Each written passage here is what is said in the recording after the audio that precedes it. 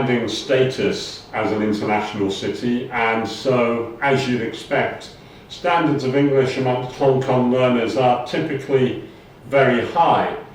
However, there are maybe two interesting trends recently.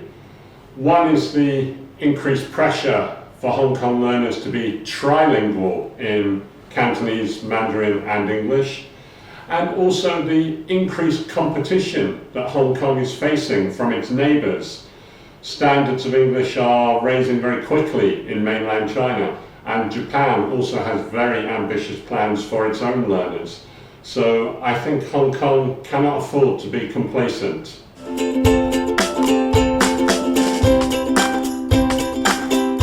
I think the single biggest importance is probably the impact of the tests.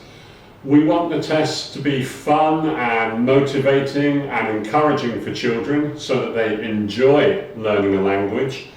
But we also want the tests to have a positive impact for parents and teachers, and to provide them with information that means they can make the right decisions about what their children need to learn.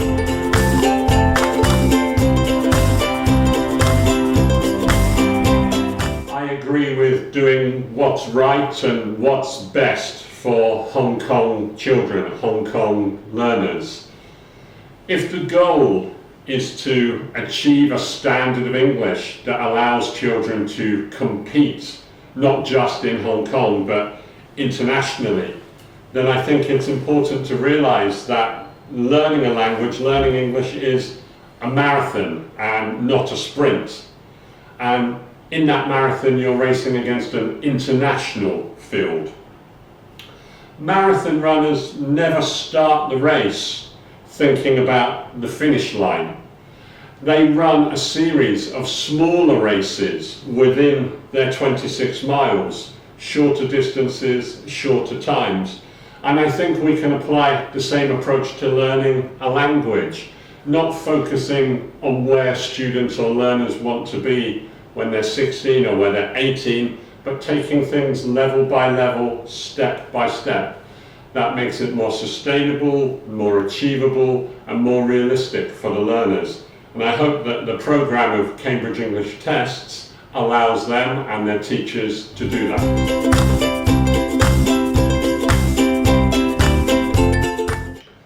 I think one of the key words there is international, and perhaps a second would be recognition. IELTS delivers mobility and a competitive edge for learners, whether it's in terms of immigration or access to education or employment opportunities.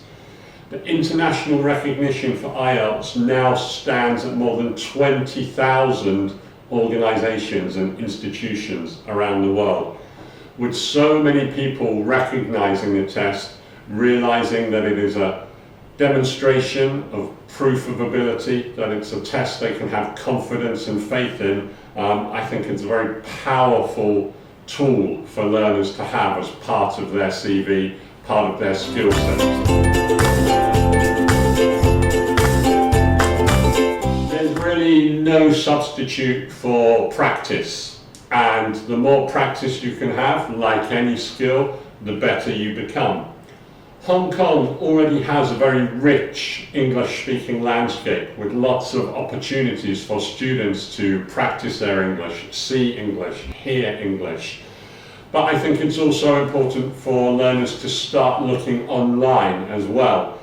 There are some fantastic digital resources available now.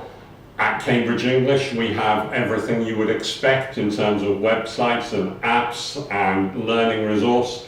There's also a lot of television content available online, such as our Cambridge English YouTube channel. So I'd encourage learners to not just look around them, but also to go online and make full use of the free resources that are there.